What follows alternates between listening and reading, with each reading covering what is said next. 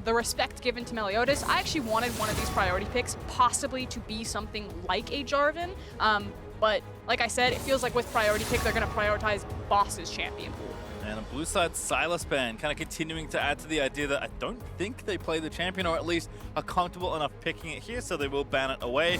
PVB, they'll go with Karthus and Hecarim, so as you kind of mentioned, we normally see some more quote-unquote required bans on the side of red, but PVB just going for target bans right now as Akali.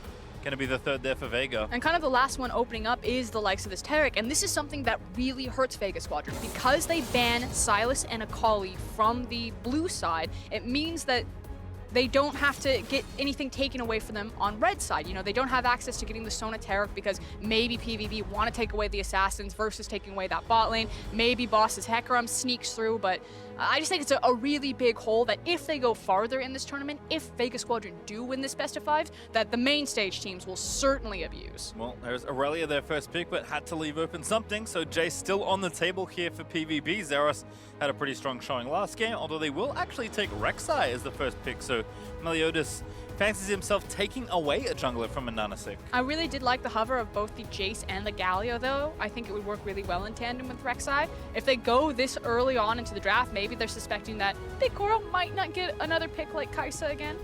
This makes more sense. Yeah, I think I like Galio a little more here, and they will decide on that. BigKoro certainly, though, can't fault him. Had a monstrous Kaisa game in the last one, so not a bad man to get the champion. Okay. Sejuani, Braum, though, Vega. I think defaulting back to the Freljord. Okay, here we go. I'm feeling much better about this one. So something that I really like about Sejuani is her ability to contest for Scuttlecrab, because she does have a surprising amount of burst damage onto her kit early on due to her passive and just kind of how like her W and her E and that ridiculous damage is going to work out. And so if you get things that can either skirmish like an Irelia or have wave priority, you can get absolute control over rivers with someone like a Sejuani who most people think doesn't really come into impact until post level 6. Also pairs up nicely with that Irelia, which we heard Spawn talking about earlier when they did well this as segment Braum. on FlexFix. Makes sense. Yeah, absolutely. So again, lots of good, straightforward CC. We saw Nautilus do wonders for PVB in that last game for a lot of the reason that when you find something, it's very easy to take an opportunity. However, bans are now kicking off in Phase 2. Kaisa was the last pick there in Phase 1 for PVB, and Gadget will continue to lose champions from the bot lane. But I don't think they're going to ban the Heimer from him. I think if he wants to, that would be the option to go for. I would love to see a more traditional ADC, something that would pair a bit better with a Braum, be able to follow up on the concussive blows versus something like a Heimerdinger, which I think we're finally going to get. I think we're going to get standard League of Legends from Vega. At least in the this tournament, doesn't strike me as much of a Lucian player, but that's a pretty good way to bully a lane if you want to try and get aggressive in the 2v2. But we've seen 3 Varus games from him. That certainly strikes me as the champion you could pick here. Zeros, though, will lose Jace, as that's the ban from Vega. And one more ban now for PVB. We'll see if they do take your advice and stay away from the Heimer ban. It is interesting, the priority that PVB gave BigKoro and Palette in the draft, which I like it because I think BigKoro and Palette are having phenomenal tournaments so far, and you should just get right behind these guys, give them their comfort picks, allow them to impact the map. But coming into this tournament, you know, the big name that everyone wanted to talk about was Zeros. So the fact that you're in a situation where you grab the Kaisa and then you allowed the Jace to be banned away when you know that Zeros really can perform in that champion, I think is something to spot through, again, if PVB are the team that joins the main stage, where they'll stack their solo laners to help their bot lane get ahead, not just on the map, but in champion select. Well, there's actually Ryze, so nice flex there for PVB. Have to feel pretty comfy that both Naul and Zeros can play that champion. So now Vega have to finish off their draft. We'll see if they do opt for standard this time around, or if they want to show us something a little different. Is it going to be the Varus? Will it be the Lucian? There we go. It's actually the Lucian. So, yeah, pairing with that that bot lane, everything is going down there. Everyone's dying at level 2, level 3. Might as well take a very strong 2v2 Lucian Braum. Doesn't get more stock standard than that. Yep, also, again, AHaHaCiK, who we did see on the Sejuani in their series yesterday, hanging around that bottom lane for quite a while in that first game. So, certainly expect him to be going there as well. Syndra also the last pick here for Nomanz. That leaves one more for PVB. Oh boy. Is he going to lock it in? How's he feeling? Again, Zera's certainly a player that Likes to do this sometimes. That is Fiora locked in for the Phong Vũ Buffalo. Okay, very excited to see Fiora.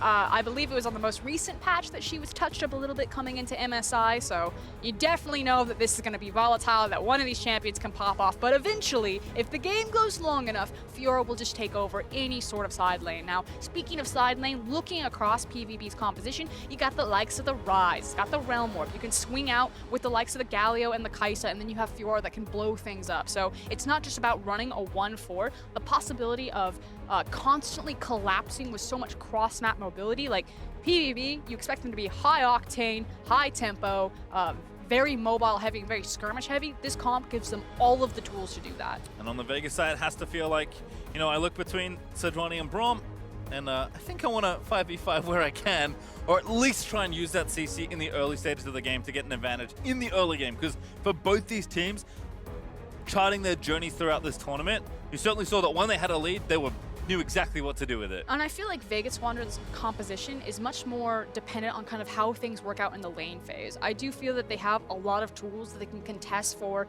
vision in the river, especially during lane phase with the likes of the Syndra, the Irelia in tandem with Sejuani, you know, whether she's playing up top side of the map or bottom side of the map. And you really want to abuse some of these early either level spikes from your composition or, you know, 2-item power spike windows. So it feels like Vega Squadron, they don't necessarily have the same scaling potential, but they really can take over this early lane phase depending on where they play their cards. Well, we'll have to see as the teams will spread out onto Summoner's Rift for the second time today. Vega looking to get themselves on the scoreboard. Phong Vũ Buffalo be very happy with a quick sweep, and they can just stay home, relax for a few days, and then start the main stage of groups here at MSI. But still quite a while to go here, as I already see a number of members of Vega all grouped together, and they have a Braum on their team, so kind of know what this means. Makes sense to go for a level 1 invade here, not only because, like you're alluding to, the fact that Braum is so good at level 1 with the concussive blows and the Winter's Bite, but also you're against Zeros' Fiora. I think they're hiding in Fog of War on the top side. Yep. Zeros, though, in the right spot, blunders out of the way, does not get tagged by Braum Q. But I think it's important to peek in here, try to get information about where Meliodas is going to be starting, and then if they continue to push in, placing wards, and maybe, again, trying to split the map or look for some vertical jungling. Unfortunately for them, no deep vision placed, and PVB move their bot lane to make sure to ward the red buff, and we'll see if AHaHaCiK goes there. At least get information on one half of the map. As we can see, looks like both junglers currently heading towards that red. One of the tricks that Pallet and BigKoro love to play, especially with Galio, is that when they don't have to leash for Meliodas, they'll actually walk down into the bot lane, get pushed forward really far in that brush, and try to get a surprise sneak attack as the 2v2 walks in. I think because it's Braum and Lucian, they won't be so audacious, if you will. But always keep track of how those guys specifically are setting up their 1v1, because often they don't have to leash for Meliodas. Instead, they'll just start the wave early, so get a bit of an advantage there for the early push.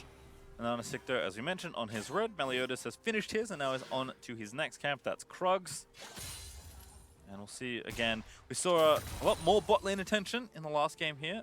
With a pick like Fiora, have to think. Although I feel like I say this every game, and then no one ganks for Zeros until the one time you just don't say it, and then they chain gank for him. But I would expect some attention here in the early game. And I think it's a credit to the fact that Zeros is able to make his own leads quite successfully. He's really good at recognizing when, you know, Meliodas isn't on his side of the map, so he needs to have the minion wave pushed into him, or when he does have the emphasis that his jungler can join him, that he can be aggressive, he can trade on his superior mechanics and really start to put people down. I think in some of the matchups versus Impact, he was something like 40 CS up, so in the 1v1, he is very impressive. And that's certainly been true for him. Throughout his domestic career, he dominates the top lane in VCS. Of course, a very different set and caliber of opponents when you move to International, but certainly right now looking good as zoned boss off quite a lot of that wave, and right now looking 10 CS up, although I imagine that won't stay true as the wave eventually will crash toward. I want to quickly talk about the jungle pathing as we see AHaHaCiK is about to secure both Scuttle Crabs here. It was a red into Krug, into Scuttle, into Raptor start there for Meliodas. And by taking your Krug camp so early, you reset the timer on having Krugs available, which is the #1 experience camp for the jungler. And so it feels like a kind of like a power farm type of pathing, although things getting changed up now as we're posturing for a gank. Yeah, not very far forward. Stun gonna miss though from Nomanz. There's the root gonna run away. The phase rush procs as well. So now Meliodas knows he actually stole the blue buff away, which AHaHaCiK does not know about yet. And I love this adaptation here. We'll see where AHaHaCiK goes. He's walking into the mid lane to help Nomanz push it forward in case Rek'Sai is still around. They don't have perfect information about where Meliodas is. And if AHaHaCiK doesn't walk over to the blue buff, then he is going to get 3 buffed again by Meliodas. Yeah, I was going to say maybe 2 for 2 on 3 buffs here. And by the looks of things, as Meliodas cruises down towards the blue, and AHaHaCiK, without the information, will go to what we know to be the wrong side of the jungle. And what incredible adaptation. It felt like Meliodas was just going to go for the power farm. You know, by resetting his Krug camp really early on in his jungle pathing, he can then just go for full clears, reset, walk back up to Krugs, and he's like, my composition scaling, I don't really need to muscle through this lane phase anyway. Like Sejuani, this is yours. But as soon as he's giving information, he strikes. Actually a gank first instead. They're going to go in after the Braum. Santa's flashes away, but already ignited down. Stand behind Gadget, but the flash forward from BigKoro. He wants it. He will get it. It's first blood once more. So well done right there. A lot expended, but Pallet still holding his flash, and that's the key thing for me. The fact that they still have so much kill pressure in this lane, despite already feeding first blood to BigKoro, because Galio has access to the flash taunt. Also Xerath in top lane. Boss, gets slowed by the riposte.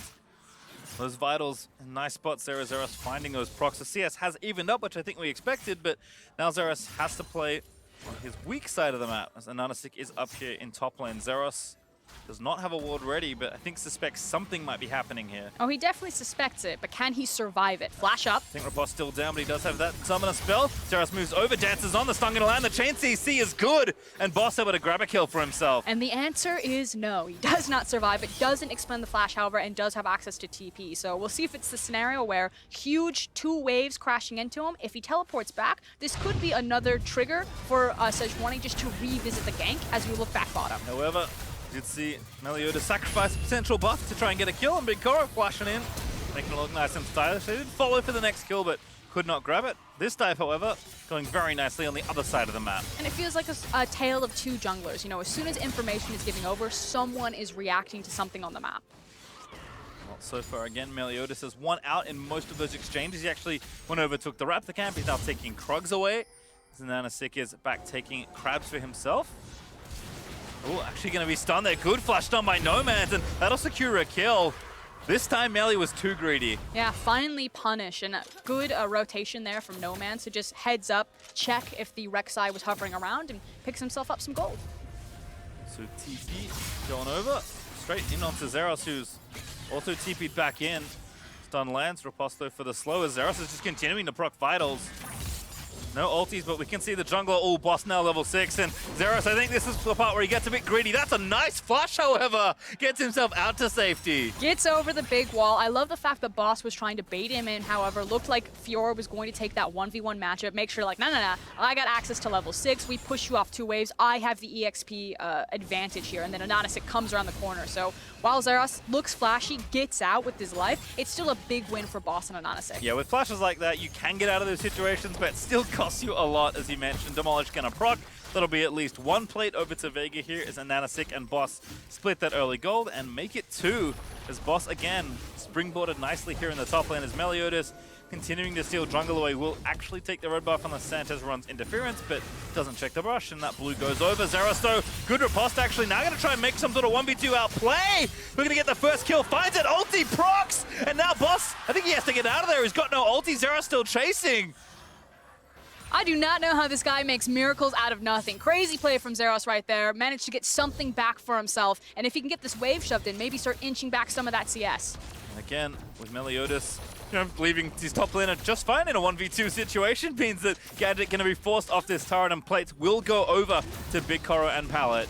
Meanwhile, though, the tempo of the game is still starting to speed up. So, yeah, Xerath makes the miracle play, starts to grab something back at the top side. Meanwhile, while he's absorbing so much attention from 2 members, Meliodas just sets up another objective. There's plates going down in the bottom lane. There's Xerath winning the 1v1 in the top side, and now Meliodas picking up a free dragon. I'm also pretty confident that that blue buff has been up since the start of the game. So he'll finally start it off, although I think he's going to donate it, but let's watch this again. And you know, I was just about to comment on the fact that Xerath is sitting on basically all longswords, whereas he's competing against a Tiamat. So the play style or a play pattern was going to be that Irelia was always going to have the priority of the shove there with the Tiamat, whereas Xerath would only win if it went for an all-in engagement. So the fact that he finds it in a 2v1 is awesome. Bottom lane though, Meliodas gets the kill onto Gadget. Now AHaHaCiK there too late to try and save his teammates, and Meliodas will keep chasing.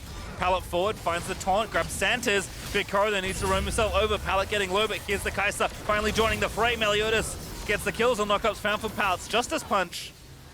And PVB winning out in that 3v3. Curious how it started, though. The fact that, people are getting caught out in their own jungle. Another good stun. Oh, Naul had enough to flash out. Now going to realm warp out to safety. Has teammates on that side, so can't chase there for Vega. But doing his job, Naul was actually just posturing there because he was trying to zone off Nomanz and kind of keep information if Vega Squadron were going to collapse and try to retaliate in this bot lane.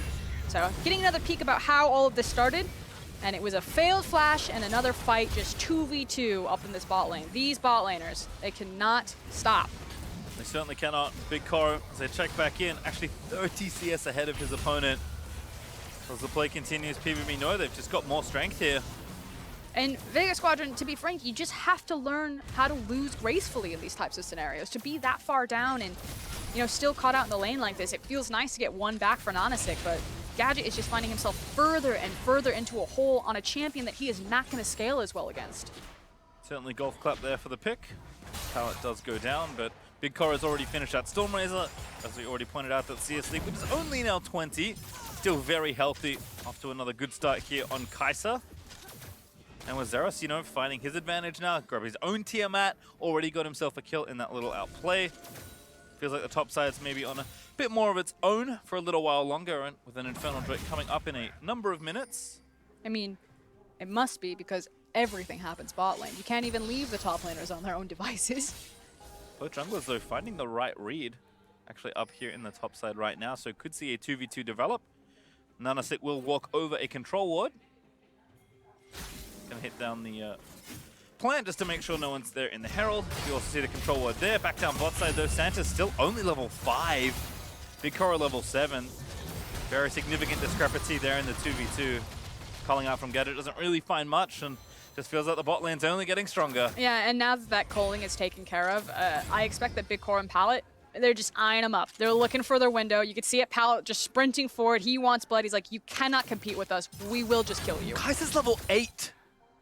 Santis is still level 5. It's about to get worse because here comes Ryze and Meliodas. Yeah, again, just have to force them off here. Vega, rightfully, do not go there, but it just feels so bad for Froskurinn. Someone has to help them, but the only safe route here, because you can see how carefully Nomanz is trying to smoke PvP out of his jungle, is for an AHaHaCiK. Maybe? Wants it, and AHaHaCiK there with the counter gank. Meliodas forced to flash over. Good ult finds it. There's a Syndra follow-up. Meliodas low, but not fallen just yet.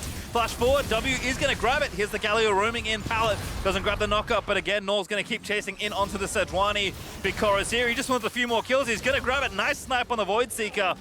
Finds yet another kill. And you can see what an AHaHaCiK is thinking. He wants to make use of the fact that he has a Syndra. You have so much burst damage at this low of level between the Sejuani and the Syndra, and he does rightfully find the shutdown, but it just takes so long. That hurts. Zeros reads boss's mind. Just lunges out of the way of that ulti, and that's all called off for boss in that trade. Zeros might have been fancy a dive here. He's clearing up the creeps. Demolish proc, lunges out. Just wanted a bit of damage on the turret. And look at where an AHaHaCiK is. He's sprinting up into the top lane. So I think this is Zeros not only trying to read what boss is doing, but also read what his jungler is possibly up to. His jungler, though, already on this side as well. Takes down the Scuttle Crab and pops underground for some Tremor Sense. Is now going to see that an AHaHaCiK is in the area. So Zeros will have the information. Maybe he just fancies another 1v2. Not yet, it seems. But look at this. The fact that Meliodas finds where the enemy jungler is and then just pieces out. This isn't a situation where we can look for this 2v2 here. Like, I'm going to hide around the corner. Let's try to bait them. It's, I got the information. Let's quickly continue to try to set up multiple objectives on this map so that when one thing goes right, it all goes right. Did you see that? They did. That was interesting. It was. Naul has arrived, though. What? People completed. A minion that disappeared and went invisible. Don't worry about it. As Infernal Drake also up in 5 seconds, but Phong Vũ Buffalo actually want the Rift Herald here. And this is part of one of those high-tempo setups. It's that Meliodas finds where an AHaHaCiK is, immediately goes back to his jungle, holds the mid-wave, the TPs come in, everyone's rotated, and suddenly what could have just been a 2v2 topside to help out Zeros is, okay, you get your back, we already pushed him under the tower, let's set up Rift Herald. Speaking of Zeros, a man of one way in this 1v1, Ravenous Hydra now completed, so certainly looking for a 1v1 probably throughout most of this game. Great double taunt though from Pallet, but Vega might try and fight in. They find Meliodas. They need to snipe him down. That should be Rift Herald over, but the fight's still going to continue. BigKoro going to try and find the pick up the Rift Herald over. He needs to pick up the eye. He does get it, but it will cost him his life. AHaHaCiK is trying his hardest, though, to get Vega Squadron back into this game. 3-3-1 right now on the Sejuani. Managed to also secure the Rift Herald for himself there, as now mid. I take it all back. Xerath goes mid for the dive. Doesn't need it as Naul able to find the kill with an assist over from the Fiora. Also gets a TP out of it as well, but Boss probably does not want to tussle here with Fiora. And this is the feels bad moment where AHaHaCiK is actually having a good game. He's trying to go blow for blow with Meliodas here. The rest of his map just unfortunately is not on the same page. They're not in the same fight. We see this again. Pout thinks he's got an opportunity, but Vega say this time we can fight. And I actually want to point at Naul here. I think if he actually just turned around and assisted with Meliodas to burn down the Rift Herald, you're in a very different situation. Like, let Pallet zone them away. It's clear that you weren't looking to kill them there, that it was to keep them away from the Rift Herald.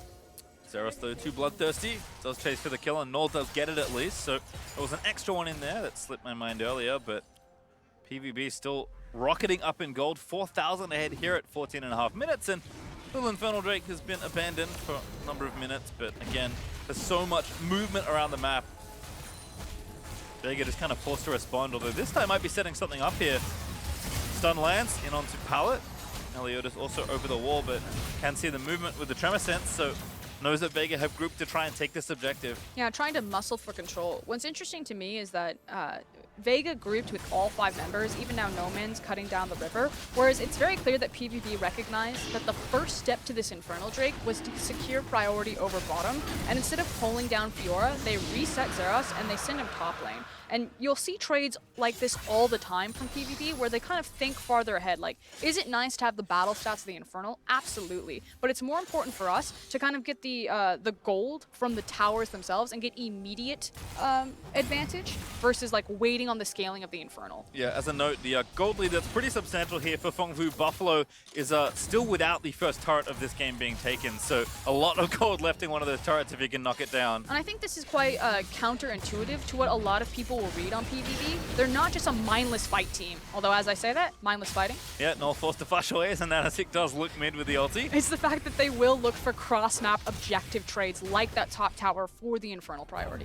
Fiora is a champion that kind of bends the game to her will in a lot of ways. Xerath going to pop the ulti, try and duel boss, but Nomanz right behind him. Vanguard's Edge was the follow-up, and Xerath is able to get the vitals down. Still, the shutdown lands for boss. Now Meliodas in a 1v3. Cannot escape, will get a kill as a result, but stunned down and killed by Nomanz in the end. But the fact that it's Syndra in particular that's picking up a lot of that kill gold is now a possible play set at bottom. Pallet was spotted out by a ward though. He's still going. He is certainly going. Has the flash ready, does not commit it, and barely misses the taunt onto Santa's. Gadget though going back in, but BigKoro says, hey, I'm here too. I think BigKoro says, hey, these minions are worth more to me than their lives. He's got 3 kills, so it's kind of impressive. But again, Xerath chasing in, and this is some of the greed that we can see from him as well. Some of the greed. I'm going to point out that there was a Rift Herald that was dropped down into the mid lane, so it's not like Naul's going to leave that to its own devices on his tower. He's not rotating with you guys. Distraction worked there, at least for the Sejuani. But unfortunately, that still means that Rift Herald will not take a turret, and Xerath did get the top outer turret, so he collects that gold. Now has a fade for himself, building in towards what actually probably Trinity Force, although of course Black Cleaver a decent option as well. Can you imagine being AHaHaCiK, looking for a gank, and the guy that you're going to gank immediately turns and lunges towards you? That is the state of this game, this bot lane. Pallet was not having any of that. I mean, since that 1v2, that's kind of been the story, at least on the top lane. Who's ganking who there? You will come down here, you will bring double buff, and I will like it. And Xerath now with a long lane to play in, and that Ravenous Hydra. This is where Fiora can start to get a little out of hand. Boss still working on item number 1. Actually also had to divert into an Executioner's Calling because you must cut the healing from Fiora to have any chance in a 1v1, but in a very long, sustained 1v1. Only delaying the pain that Xerath is bringing to that 1v1. Whether you like it or not, he's making the game about himself in a few ways, although rotating mid, the ganking Fiora, not something we always see. Onto Nomanz here to kick it off, but AHaHaCiK might be an easier target. Gadget here, though, to try and turn it back around. Meliodas looks for the knockup, finds it, but he's going to get himself stunned. Actually pops into the ulti to avoid the CC, but will still fall down. Vega starting to punish this over-aggression. Way too deep there. An excellent setup there. AHaHaCiK, again, it feels like the hard carry, but with some of those previous kills now falling into the pocket of Nomanz, it feels like he has someone to actually play around. This Syndra Sejuani combo is starting to be devastating, despite the fact that Naul had an excellent sidestep on the Sejuani ult. Watch that one again. Stun starts off. Naul goes in. Exactly, and you can see that he's just trying to set up for AHaHaCiK to just dunk onto Naul, but sidesteps the ult. Doesn't matter though, because they had the numbers advantage. Their bot lane finally rotated an advantage for them. Gadget doing a great job zoning away anyone else to follow up. And Meliodas is like, I'm in too deep, I must go deeper. That can be the motto of the top half of the map. I'm not getting out of this one, guys. I'm taking him with me. All right, well, again, still, despite all that, still 4,500 gold ahead for Phong Vũ Buffalo. And most notably, in those last two fights, BigKoro has not been present, and he's now finished his Ginsu's Rage Blade. So he's also 40 CS up. When he makes his way into a team fight, BigKoro will certainly make his presence known. And it kind of feels like this is going to be about execution, at least at this point in the game. Like, does BigKoro survive the Sejuani ultimate and the Syndra ultimate? If yes, Phong Vũ Buffalo probably gonna win. If no, there's your hope for Vega Squadron. Well, certainly have the CC to do it, but they're continuing to move around the map here. Phong Vũ Buffalo up 2 turrets to 0, so again, Zeros having a great time, but another 1v2 situation is upon us. We'll see how Zeros does this time. He was spotted out by a ward, so Phong Vũ Buffalo know exactly what's up here. Yeah, this time it's Zeros kind of knowing also that his jungler is coming up. And I also think it's respect to the fact that they're keeping track of Naul's TP timer, although...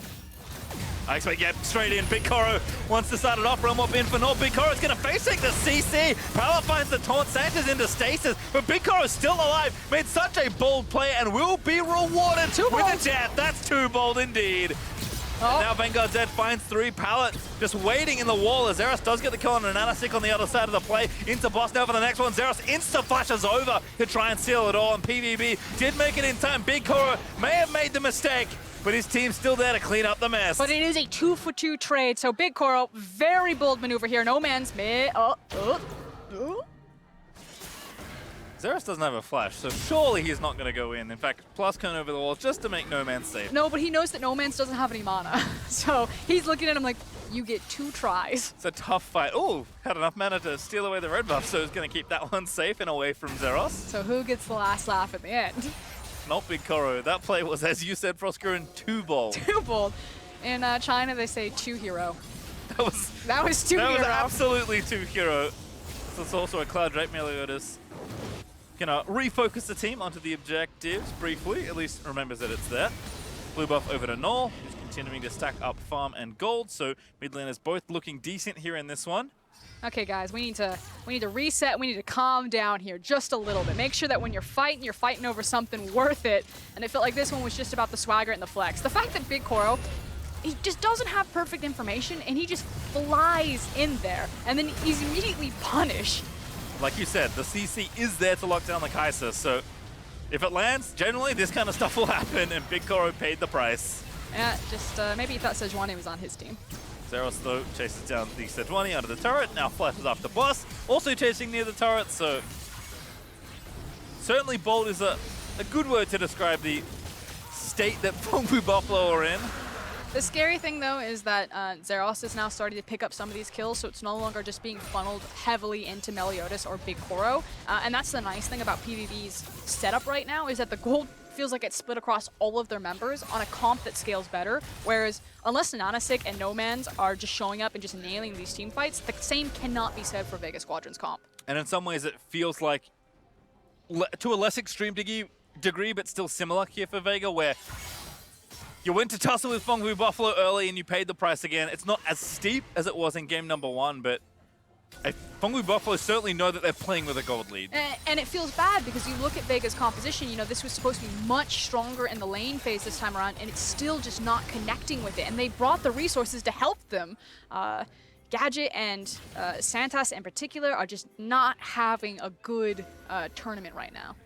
Certainly BigKoro and Pallet continuing to have a strong showing for themselves here at MSI 2019. Still, also, the map being so small for Vega is just always troublesome, especially when you're getting 1-3-1, which Ryze and Fiora will have a tendency to do. Collapse here on mid, will zone them away, and again, just a few hits on the turret, although ulti committed. Pallet going in, looking to find the taunt. Can't choose between them. Finally gets the jungler. Naul also roamed up, so that's Gadget dead as he got caught up at the pass. And now Braum ulti going to try and buy some time. Redemption to reset here for PVB. And they're going to keep fighting. Meliodas finds a knock up. BigKoro grabs the double. Make it 3 as Naul able to grab the next kill in onto an AHaHaCiK.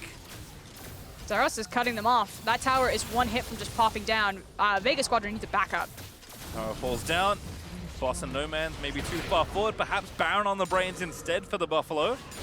And I feel like AHaHaCiK, he recognizes that his map has collapsed around him, and he's just trying to find the right play. Unfortunately, he can't figure out which side to actually play around because none of his sides are winning. It means that he falls down, there's no jungler to contest, and this is a free Baron and what looks like a very handed game. You can only have so many buckets in so many hands to bail the water out of the boat for Froskurinn. Also, the boat's on fire. It's just tough. Vega, they'll try and get something here. A TP will be committed by Phong Vũ to try and save the turret. Nomanz with the ulti. Naul pops the Seraphs. And that's going to be enough to stay alive and keep the minions away from the structure. But that's the state of the game that we're at. You see the TP coming down. You know exactly who's it going to be and what they're landing with. Ooh, I like this. On the pallet here. Very sneaky fog of war play from Vega. That will be a kill gifted over as Boss able to collect it. Okay, we're on the board. We're back, boys. See if they can take something here. Coming onto Naul. Yeah, the Seraph still. Must have missed that one, but careful. Not that healthy on the rise. They're trying to commit for the turret. They will finally take their first tower of the game. But still down about 7,000 gold. That's the best look I've gotten from Vega Squadron this game, though. That feels reassuring. They recognize where they had the tempo.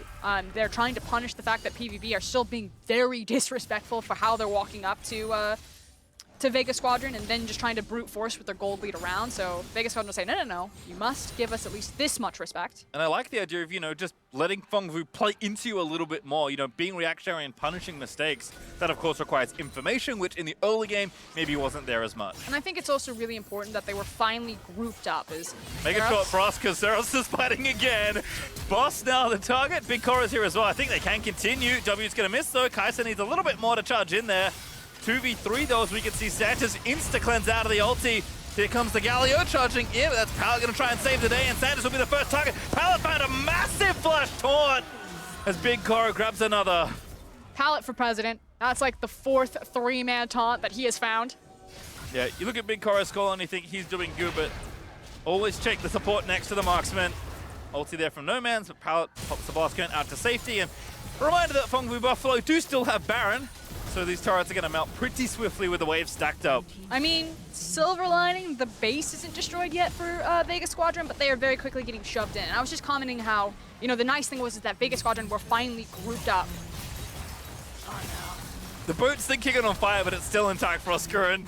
6 tower goes down. But against this combo from Phong Vũ Buffalo, we talked about it in Champion Select, its ability to split up the map and then use its mobility to quickly collapse either side is what's so devastating here. So Vega Squadron, they want to pair up with AHaHaCiK and Nomanz and kind of follow that big burst damage, but they can't get there. I think for me also is one of the reasons Ryze is such a powerful champion. Just very, very good in the side lane. And you don't have to pick something like the Fiora to make it work. But certainly that will kind of show you the extreme of this sort of splitting up of the map. Just the hit and run League of Legends. Kind of hit, run, and then hit again in the case and of Phong Vũ Buffalo. Again and again. Yeah, but gonna go back, spend some gold. Baron will tick down, so only 4,400 gold or so on the Baron power play, and make it a Cloud Drake to boot for a bit of extra there for Buffalo. Does help them get around the map. Certainly nice that they actually got 3 for themselves. But I mean, as soon as you saw this play, you knew Zeros was going in. The confidence and knowing that they needed at least 2 members to try to contest with this Fiora, and then the fact that they're able to collapse faster, that this is never going to be a fair fight unless they have a massive numbers advantage for Vega Squadron. Props on the cleanse there from BigKoro, basically frame perfect. And as you said, Pallet swoops in, continues his strong campaign in the presidency, and finds a 3-man taunt. Phong Vũ Buffalo up about 12,000 gold, goodness. I lost his QSS. I was looking at BigKoro's items. I was like, I swear he had a QSS. Did he sell it? He's selling a lot of things, but... Wrapped it around the handle of his sword. He upgraded it. I normally don't see that item upgraded. Well, has starting to run out of things to buy there on the Kaisa. Still 1 slot though open for BigKoro. Naul also realm up to the top lane because he has decided that he must take the top inhibitor at all costs. with a minute 40 on Braum. We have Zeros in the long lane there in the bottom side. And this is how it's going to play out for the map state for Phong Vũ Buffalo. They're going to have Ryze and Fiora constantly cheating forward in those long lanes, and then it's going to be about rotating very quickly with the Kaisa ultimate or the Galio ultimate to either side. Well, AHaHaCiK back down here, but Zeros already showed that he's feeling confident in any sort of 1v2. Gonna start it off again here. Zeros there with a riposte, finds a stun until Irelia pops the ulti just to start the duel, has the GA up as well. Will now resurrect. Here's a redemption, but a little mistimed. Looks for the stun, does find it, but again, losing the structures is the big deal here. But look at Vega Squadron. Oh. Yeah, Naul's taking matters into his own hands, Froskurinn. Well, he got it. You said that eventually, at all costs. Again, has taken the turret. Now gonna just move in. Zeros still playing around. Walks into there. Oh, Galio's in. That's not very fair at all, is it? And AHaHaCiK gonna get chunked down. Pallet there with another taunt.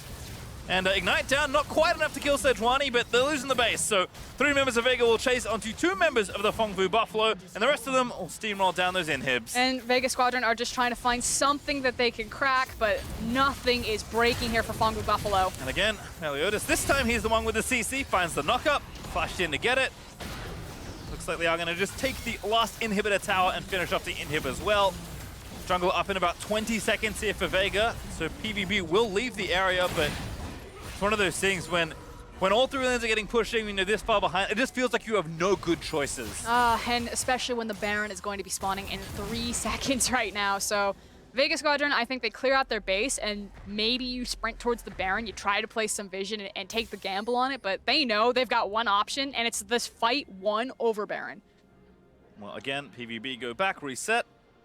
Make sure to run there. Also, AHaHaCiK was the one that was dead, so he'll be more delayed to the objective. They do have a little blue trinket on it, so they know it hasn't been started just yet, but soon that vision will be snuffed out. Of course, Zeros is here hiding in a brush. Vanguard's Edge lands in there for Boss. Zeros trying to dance around. Nice maneuver, though, from the Irelia. But Zeros going to keep chasing. He's got his flash. So does Boss. Stun's going to land, and Irelia going to keep running the wrong way, unfortunately. How far can she run, though? Keeps going in towards the turret, maybe looking for the execute. Super Minions wave hello.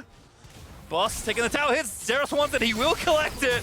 Does get the kill, but Naul actually this time too far forward. At all costs it will be. He will forfeit his life, and that's 1,000 gold to the Syndra. Unfortunately, they committed so much that the Baron is over to PVB. It's a heavy shutdown, but like you said, it was the Baron that was the true prize. So Naul gladly gives his life for that. You now have the ability to start funneling all of these Baroned up super minion waves into Vega's base. And just, it's a matter of time, it feels. Few would give tactical credit to Naul there for his positioning. I will not. But at least his death is not in vain, as the team gets the Baron uncontested as a result. His only job was to go forward and to look delicious. That's all. Just be a distraction. Well, it worked. That was the plan. But PVB now, even without their Ryze, he'll be up in about 15 seconds with his teleport, and they have Baron for 3 minutes with supers in every single lane. Are we going to pad KDAs? Are we going to end the game? What's the call here? Time to walk the minions in. I'm expecting Zeros to tower dive any second now, but I mean, Vega have to go. You can't lose all your Nexus turrets without a fight. BigKoro even going invis in view of the turret. Forced to burn the heal, but again, Pallet finds the taunts. Turrets are going to fall. Galio going to try and tank up what he can, but he's not going to last too long. But again, the Nexus is open. PvP just have to wait here. And BigKoro's just shooting the Nexus. You have to go. They dive in, pop the Vanguard's Edge. They will get the kill. Meliodas revives. BigKoro, how did he live? The rest of the team dives in. The Nexus is exposed, and that's going to be all she wrote. PVB, match point now in the series. And they just made it look way too easy right there. The fact that BigKoro ate the Syndra ultimate and it only just half-healthed him, and then instantaneously was just back and ready for the fight, that says everything you need to know about that game. The AD carry was invincible. Phantom Dance, a good item. That's the one that let him live through the rest of that, but I mean, we thought, you know, how explosive the first 5 to 10 minutes of that last game was, that we were going to get maybe something a little more simmered down. Maybe the early game was a little slower, but the rest of the game was even faster for PvB. You can just feel the confidence building. And I do want to give credit to AHaHaCiK. I think in the early game, he was trying to get something going for his team, but Gadget and Santos are just too big of a liability right now. BigKoro and Pallet are just punching holes through them, and that whole side of the map is just a no-go zone. It's collapsing way too fast. Well, it's looking good so far for PvB, so to get more insight on the Phong Vũ Buffalo win, let's leave it to the State Farm Analyst Desk. Thank you very much, PastryTime. You can leave it to us, but you might not even need us with the way that Frosk just put it, because I think we're going to align kind of across the board on what she's saying. Vega opting to go for an even more standard draft this time around than game one, which means that they are just going to have to stack up one-to-one as good or better. That was not the case. Look at my win conditions. Don't do standard play. Lucian Braum is pretty standard. It's not going to go well. How did I ever give this team What were you a thinking? game? A singular game was all I asked out of the You know what it was? You lineup. thought that they were the best drafting team ever. That's what I thought it was, Yeah. and unfortunately, Not an overreaction.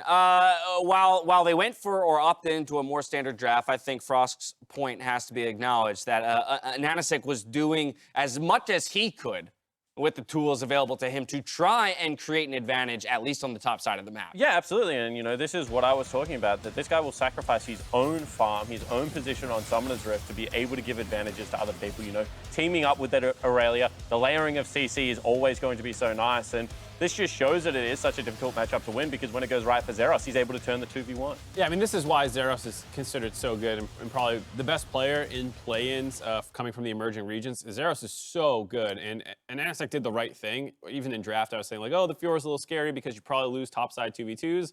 You can win 2v1s if you play it perfectly. But, you know, the Sejuani is really strong at camping. The problem was the fact that Meliodas didn't need to go top ever. Zeros was doing great, and the bot side was just a train wreck. Yeah, and this is the thing, right, is when you don't have to just shore up a weak side of the map, you know, you're not playing against Double Lift or Core JJ, you're not just trying to gain vision, you're actually trying to smash people. You throw a third member down there with the recognition that they have to count topside, they have to count mid lane to get the advantages you need, then you can just run a train over Gadget and Santos right now. They are putting up no resistance in a 2v2, make it a 3v2, and it just looks very ugly. Yeah, Vega's bot lane continues to be a liability, while Pallet and BigKoro, alongside Meliodas, really have found a way to pick them apart and use that, you know, to create as big a gold lead as they need to ultimately take the game. Yeah, I mean, Substantial Koro had a great game.